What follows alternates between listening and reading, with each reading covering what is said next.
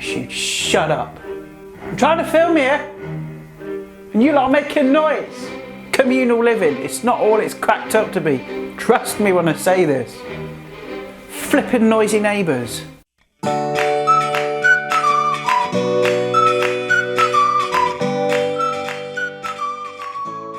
I mean, to be honest, you probably didn't hear any of that at all because my microphone will no way pick it up. But basically, it's they're stomping around upstairs like they've got a herd of elephants. Why though? Why? Just walk around normally in your flat. There's no need to be making loads of noise, is there? Right? Saying that though, I've just gone and yelled up at the ceiling like some sort of raging lunatic rather than, you know, going up and knocking on the door going, hey, excuse me, would you mind just being a little bit quiet because I'm making a YouTube video? Anyway, I digress. The noise seems to have stopped, so let's carry on.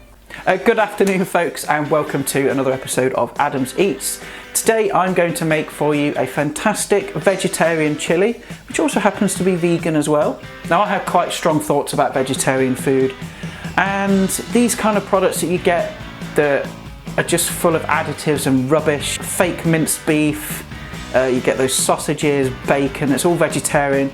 I just think good vegetarian food should be really tasty, but just so happens not to have meat in it.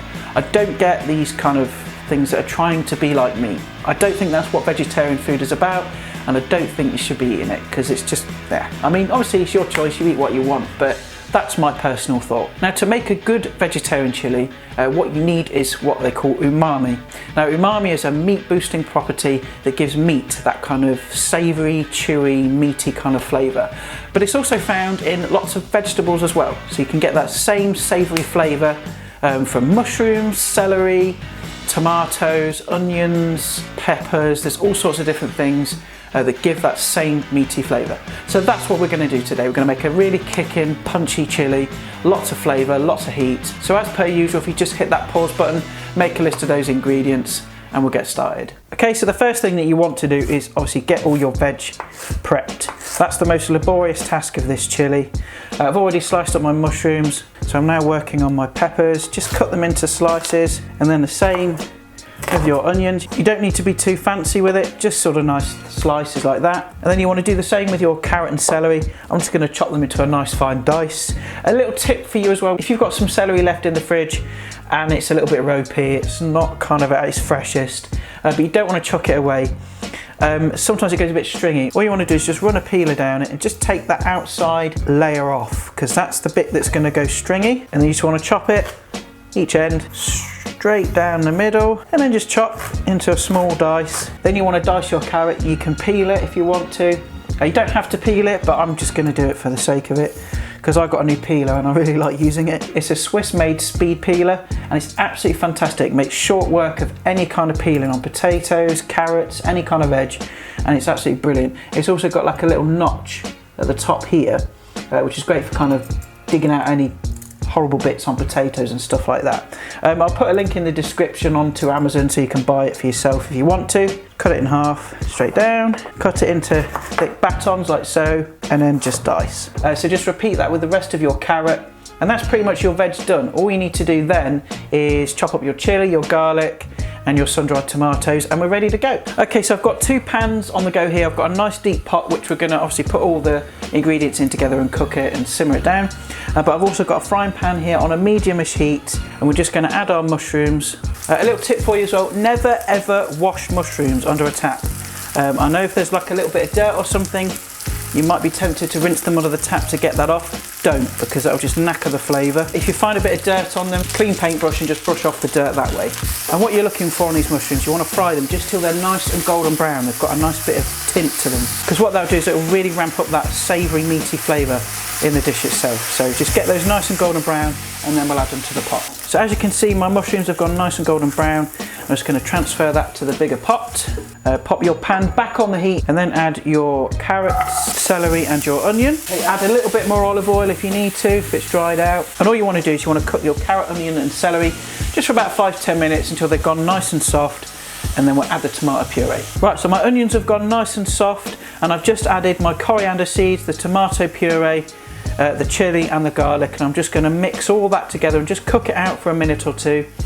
Now, If you're worried about the heat, you can always add half the chilli now, and then later on in the cooking process, just give it a taste. And if it's still not hot enough, you can always add a bit more. But I've just added all of it in because I'm a bit reckless and I don't care. So just cook that tomato puree out just for a minute, and then we'll add that to the pot as well. Okay, so that mixture is now cooked through, and we'll add that to the pot. Okay, then just put your pan back on the heat and add a little bit of water. This will just pick off any bits of flavour left on the bottom of the pan, because we don't want to waste anything at all. Add that to the pot as well. Okay, so we've got our pot here now, and all we need to do is add in our peppers. Your sun-dried tomatoes, they can go in. I've just chopped them up. Add in your beans. I've just drained these as well. You can also muck about with the beans that you use as well. I'm using a mixture of red kidney beans, butter beans and chickpeas. You can use pinto beans, haricot beans, maybe even lentils as well if you've got them. Just mix it up a bit, you know, make it your own. Add in your chopped tomatoes.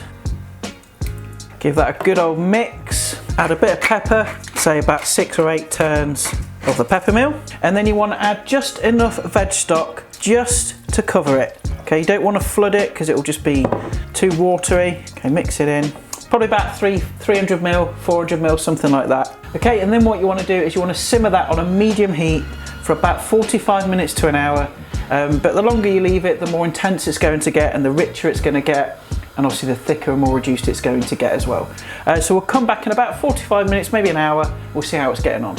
Okay, so it's been about an hour now, and as you can see, it's reduced down quite considerably. And I think I'm just going to season it up now with some salt. Give it a taste, probably a bit more pepper.